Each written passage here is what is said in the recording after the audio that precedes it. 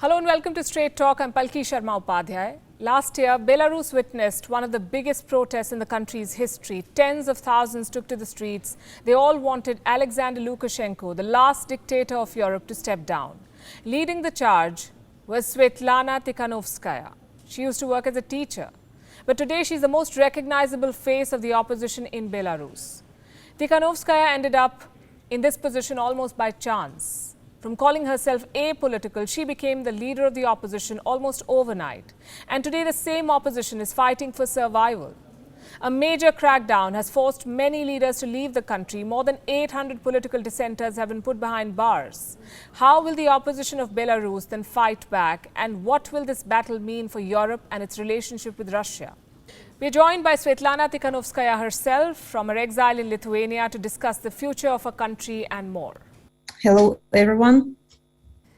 Before we began this interview, we were discussing what should we call you? How do we designate you? Are you a politician, an activist, an opposition leader? What do you call yourself? I think that now at this very moment, I can call myself politician because I have to study a lot. And so as I'm representing Belarus and Belarusian society in political sphere, so I can be a politician. 2020, of course, was a tumultuous year for you. Your entry into politics was quite dramatic, not one that you would have expected. You wanted to return to teaching English at a primary school in Minsk. But today you're leading Belarusian opposition from exile in Lithuania. In an interview last year, you said that you were afraid and not ready for what's going to happen. This was July 2020. How do you feel now? Of course, I can repeat this, that Belarusian society wasn't ready for such cruelty of the regime. We were ready for changes. Maybe for the first time for 27 years of dictatorship, we saw each other's eyes. We have had opportunity to meet each other on the streets, in this pre-election campaign, and we understood that we want changes. But after election day, after fraudulent election, when thousands of people went to the streets against fraudulent election, we didn't expect such cruelty of the regime.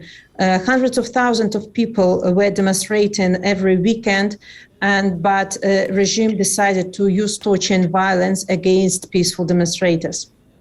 The struggle for democracy in Belarus is also a personal fight for you. Your husband, Sergei Tikhanovsky, was jailed last year when he tried to contest the presidential election. You replaced him as a candidate. Now your husband could face a jail term for up to 15 years. How has your husband's legal battle shaped your campaign against Alexander Lukashenko? He was just a YouTube blogger who told the truth to people, who started to communicate to people. Because in our country, government was separately and people were separately. No one has never communicated to ordinary people. And my husband, he was moving from city to city, just asking questions. How is your life? Would you like to change anything? Who would you like to vote for? What future do you want for your country? And he became a personal enemy for Lukashenko, for his regime, and they decided to jail him, not giving him opportunity to continue his, it's not about career, it's about activity. How much of his case and his present situation has impacted your campaign and what you do, your cause? My husband always said that the most important for the government should be its people, people's needs, people's security, people's health.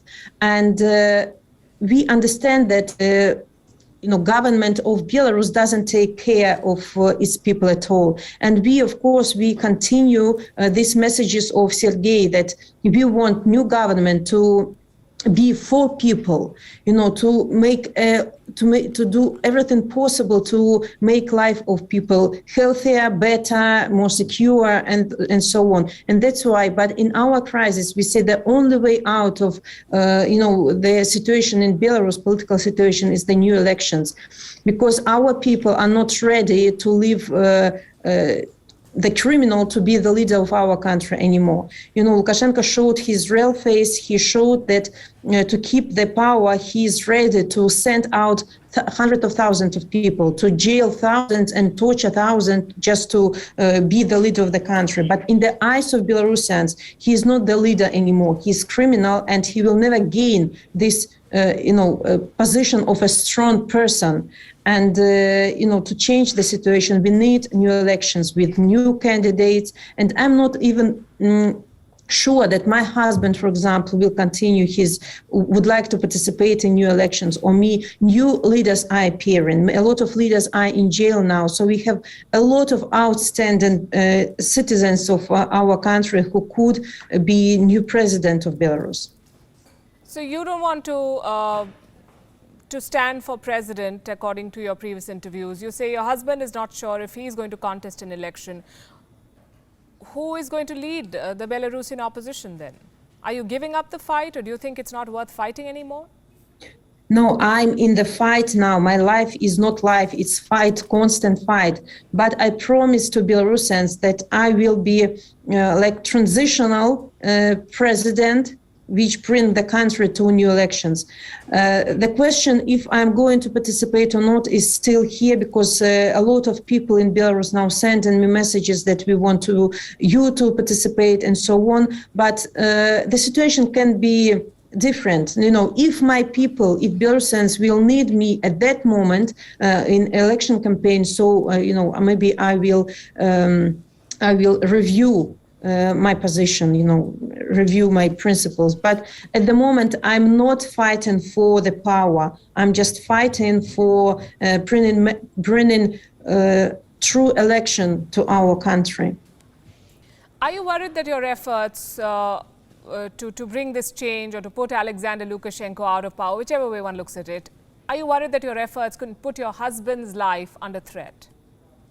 Of course, my husband is the most important person for me. But every day I remember about thousands of people who are behind the bars now. So those people sacrificed with their freedom, some with their lives, to give us opportunity to continue this fight. And of course, I understand that my husband is a hostage of this regime, and they can do everything they want with him behind the bars. But I think that I'm sure that my husband is supporting me, and he knows that I'm doing everything what he would do at my place. Are you worried about his safety? Of course, I'm worried about his safety, about the safety of all the women who are behind the bars, who left their children on freedom and miss them every day. I'm worried about security of those who are being tortured every day in jail.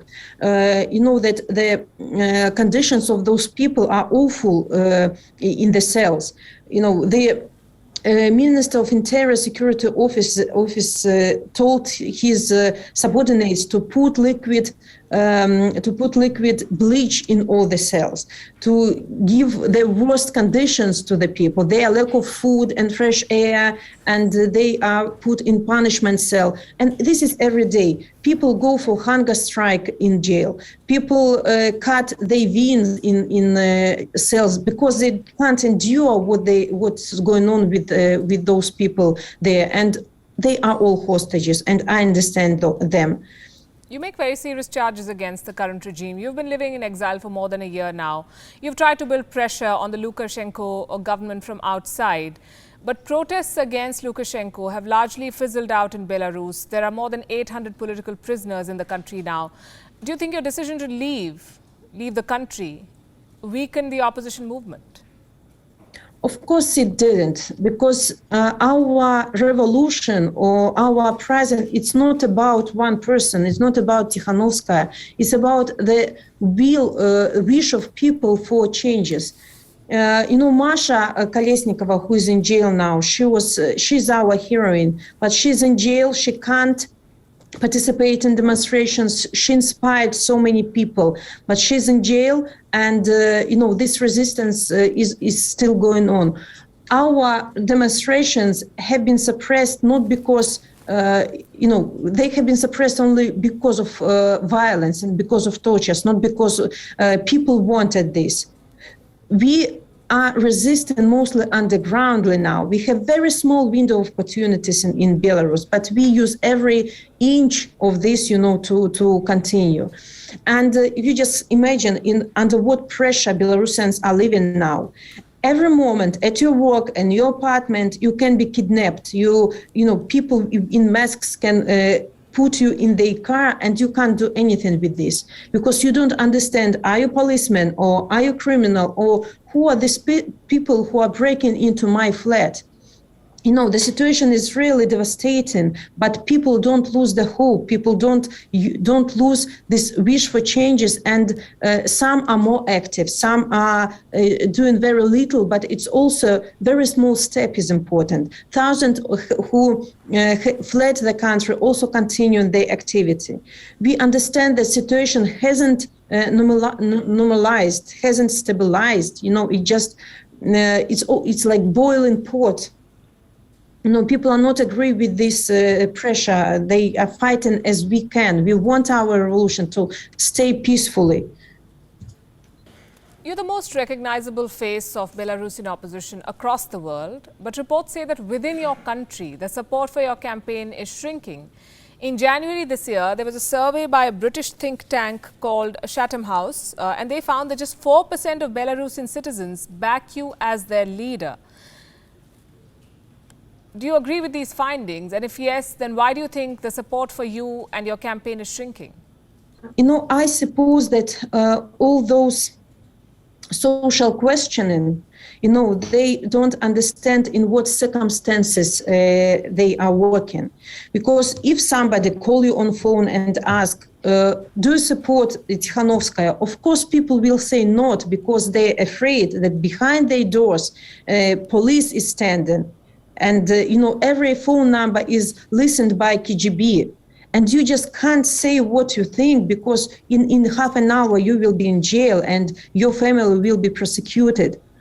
Almost all the results can't be taken for, as real. Even if you come to a person on the street and ask him a question, are you with opposition or are you with the, regime? Of course, people... Just because they are afraid for their life, they will say, okay, I don't want to be involved in politics. Our government is okay. Hurry away. So we can't hold any, any social questioning at the moment, because the situation is different. People are afraid. People are scared. There is no law in our country at all. You don't even need to do something to participate in demonstrations or widespread, newspapers or whatever. You can be jailed just for nothing, for color of your socks, for for any symbol in your house. Just look. So you're saying that you can't take such surveys at face value, and I understand that. So do you believe then that you have the mandate to bring together a divided and weakened opposition in Belarus? Opposition, as you call us, though we don't like the word opposition because we are the majority in Belarus, we are not weakened, we are not divided. We work together. We as strong as never before. For the more than 1 year, under such circumstances, when people are violated by regime, when people are sent abroad because they are not convenient for regime, we are still surviving. We are still having this strength, to continue. This is our power. You just in Belarus, media was destroyed, and that in modern world, media plays crucial role. And in exile, all the destroyed media had to flee the country. But, as we understand, organization is not about registration in one place. Organization is about people. So people went out of the country, but they continued their work. They are trying to show the truth to people from abroad. Of course, it's difficult. And all the media that wrote real news about Belarus, they had recognized as extremist in Belarus. So you are forbidden even to read them. This is the leverage regime used to threaten people. But in this situation, awful situation, when regime, with the help of police and violence, control this media in Belarus, we still find the opportunities to deliver messages to people, to communicate to people. We use IT technologies. We communicate with the people on the ground via Zoom, via Telegram channels, and trying hard, to keep these connections with Belarusians who are still in the country. And we have working movement. The leaders of this working movement are in exile, but they communicating to workers on different enterprises, and people are preparing for national-wide strike. We have some people in exile, ex-security officers who, because they couldn't support this violence, they had to flee the country as well. And now they are communicating with the policemen who are still in regime, and they give us information, inner information, different videos from inside this regime. So we are trying to collaborate with not only with people, with activists, but also with those who are in regime, because regime is not so stable and monolithic as they want to seem. It is rotten in every day, and people understand that Lukashenko is becoming threat to security of our region. Maybe he can sell independence of our country, but independence is our best value, and we don't want to lose it. In recent months, Lukashenko has demonstrated his grip on power, and he's done some things which many would think unbelievable in this day and age. He has hijacked a plane to arrest a blogger. He also followed that up with an attempt to force a sprinter to return from the Olympics. And these are serious cases of abuse of power, provocations even. What do you think is keeping the Lukashenko regime alive despite all these actions? I think that democratic countries should be more attentive and sensitive to such, to such cases. And of course, after hijacking of Ryanair flights, the response of European countries was rather strong, because they banned all the flights above Belarus, and it was serious hit on the regime. And now this migration crisis, for example, also causes, huge reaction from European Union. So, but I think that regime is still in power because dictator is leading this regime. And, a lot of organizations like OSCE, UN, Security Council of Europe, that were created to solve such crises as in Belarus, don't have enough tools to protect people, to communicate to the regime. They are working only within democratic countries, but they don't have enough leverage to make dictatorial regimes to communicate to them. This is maybe the hugest problem of European Union support. And of course, Lukashenko is still in power because we people, Belarusians, we don't want our transition to democracy to be violent. We really need peaceful transition. But Lukashenko and his cronies, they can use violence, tortures. They, don't ignore such tools. Dictatorships tools. So that's why we are still fighting. We are not giving up, because we are responsible for those who are in jail. We are responsible for changes, but our moral aspect is very important in this fight. Since you mentioned leverage, in October last year, Russia put you on its wanted list. And at that time, you'd said that you were in, and I'm quoting, you were in favor of inviting Putin as a mediator alongside other leaders. Do you still want Russian President Putin to be part of any future negotiations to facilitate democracy in Belarus? We are sure that peaceful transition of power, peaceful changes in Belarus can be fulfilled on the only negotiations. We are living in 21st century, we are civilized people, and everything should be solved peacefully. And we welcome every side that can be mediator in these negotiations. But it should be negotiations not between regime and Europe, or regime or the USA, or regime and or Russia. It should be negotiations between regime and civil society with with representatives of other countries who can sit at the same round table and be mediators. As a mediator, yes, absolutely. Russia, the USA, United Kingdom, India, whoever. If they can help us with this crisis solving, we welcome everyone. You want them to negotiate on your terms? We want, of course, our terms are release all political prisoners, stop violence in our country, and let's discuss new elections. Our 3 demands, that's it. And you know Russia's position vis-a-vis Alexander Lukashenko and the kind of support he gets from Moscow, and you still believe that Russia can be a fair and impartial arbiter in a negotiation like this? No, I think in Russia, Russia is not Kremlin, is not the same thing. Okay, in Kremlin, they understand that people's resistance will continue and continue and continue, and it became the region of constant non-stability.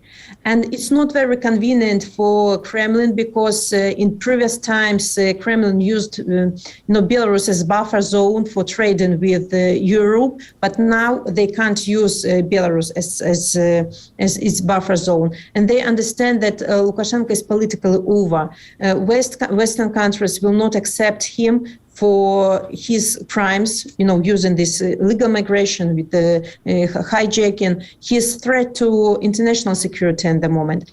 And they understand that Lukashenko is becoming very expensive economically and politically for Kremlin. But the question is, they don't have another person, to change Lukashenko at the moment. And now they are prolonging Lukashenko's time by supporting him and maybe, looking for new person, but they don't have clear strategy. But I have to underline, it's not up to Russia or any other country to decide the future of Belarus. It's only up to Belarusians. So we are not in contact with Kremlin. We haven't had any communication, but we send clear dialogue through media, through different leaders, that if Russia wants to play a constructive role in our country, they just have to stop support Lukashenko and his regime. And by the way, they are not doing this very demonstratively or very openly at the moment. They are behaving as they are keeping distance, not condemning, but okay. You've also been banking on the support of the US, and back in July you'd said that with Biden's help we will prevail. These are your words. But when you met with top American officials, you also asked them to be quote-unquote braver and stronger in challenging the Lukashenko regime. Do you believe that American sanctions against the current regime have proven to be ineffective so far? When I was in Washington, I visited with I have met with Joe Biden and senators and administration of Joe Biden, and we saw they wish to help us. But of course, as I had told already, toolbox is rather limited.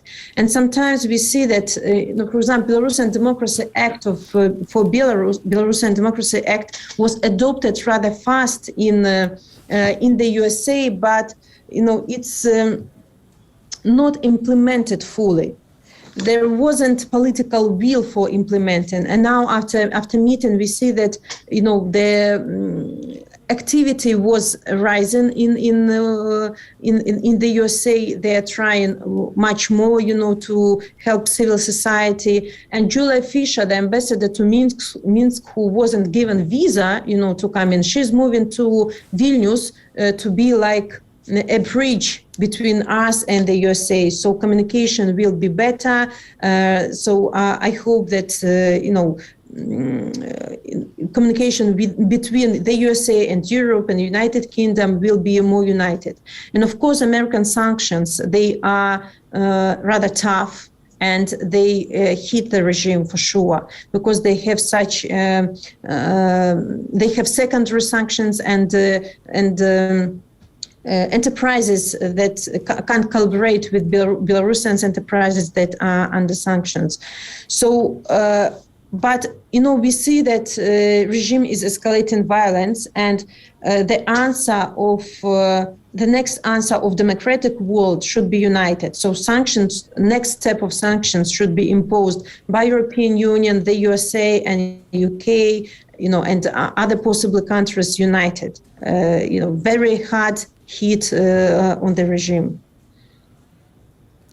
The recent American withdrawal from Afghanistan has also led many to question Washington's commitment to its allies, and critics say that the Biden administration abandoned the Afghans, and what's stopping them from doing it again? Would you still place the same level of faith on the Americans after what happened in Afghanistan? Of course, there are a lot of discussions and questions about this issue, but I really believe that in democratic countries, presidents do their best. Of course, there may be mistakes, or but I think that presidents are mostly, take care about their people, and they want to make wise decisions. So I can't judge the decision of American president, towards Afghanistan, but no, my only issue now is Belarusian task. You don't want to comment on Afghanistan? You've also asked the European Union to do more. In an interview in February, this is what you said. We are grateful for what has been done. Maybe the European Union did not realize how time is important for Belarus. I understand that the European Union is a lot of countries, and it's a very slow bureaucratic machine. Do you believe that Western powers in general, and Europe in particular, has been very slow against Lukashenko, possibly also because they do not want to antagonize Russia beyond a point? We, at the beginning, we saw, real wish to help Belarusian fight for democracy. But I think the time was wasted when Belarusians were mostly mobilized, where demonstrations were still on the streets and all the media focused on the situation in Belarus. Democratic society could be faster. But first sanctions were rather slow and rather limited. And it's maybe a little bit cynical that only after hijacking of Ryanair flight, when Lukashenko became a threat not only to Belarusians but also to Western security, the answer was really strong and tough. And Belarusians maybe felt abandoned a little at that moment, because we always repeated that sanctioning the regime, it's not involvement into internal policy. It's standing for human rights. Democracy, we are sharing the same values. We want the same changes as you have in your countries. So don't be shy, be bolder in this situation. Defend democratic values. It's your dignity also at stake at the moment. It's not only about Belarusians at the moment. It's also the whole Europeans, and it's all democratic countries obligation, to be with the countries that are striving for to gain democratic values. And of course, time is against us, but it is against regime as well. We have to be consistent. We have to be brave, and we have to be united. These are our task at the moment. India, you would know, was one of the first countries to recognize Belarus as an independent country in 1991. Are you in touch with the government here in India? What role would you like New Delhi to play in the current situation in Belarus? I know that India is one of the greatest democracies in the world. And, equality of women is a very important question for you. And it was so surprising for me then that, first of all, that India gave credentials to Lukashenko. Ambassador of India gave credentials to Lukashenko. And your representative in UN Security Council told that situation is stabilized in Belarus, normalized, and he was against sanctions, and he told that Europe shouldn't interfere into Belarusian question. But it's not about interfering. It's about democratic values that are important for India as well. You can't support gangster. You can't support criminal. It's the basis of any democracy. So India is, can be vocal, about situation. India can't say that, everything is okay in Belarus while thousands of people are being tortured in jails at the moment. And India should stop collaborating with the regime. You buy a lot of potash from Belarus. We don't talk about, for example, stop this collaboration, but to postpone this collaboration until democratic changes, until new elections happen in our country. India will not sacrifice a lot in this relation, but you will support the values. When values became lower than national interests. So that's why I really want India to be honest, first of all, to support what you are standing for: human rights, rule of law, and and democratic values. So I would like to have a wonderful relationship with India at the moment, in the future, but just reconsider whom are you collaborating with at the moment. Have you reached out to the government of India? We have tried, but we still not in on high-level contact. Okay. In July this year, an Indian NGO in Belarus that was actively involved in promoting Indian culture was forced to close by the Belarusian Ministry of Justice. The Lukashenko government has been accused of oppressing believers of the Hindu religion. As a member and a leader of the opposition, are you also going to raise your voice to protect the religious freedoms of the Indian community and other minorities in Belarus? In new Belarus that we want to build, all the religions, all the minorities, all the people will have to feel safe in our country. We would welcome everybody who come with peace in Belarus. So it will be free, secure, and open for everybody who want to live peacefully in Belarus. Sviatlana, 1 year since you started, more than a year since you started this struggle, this campaign, you've been in exile, you've met world leaders, you've become the voice of democracy from Belarus, you've become a unifying, rallying figure. Sitting in Lithuania today, what is your message to Alexander Lukashenko?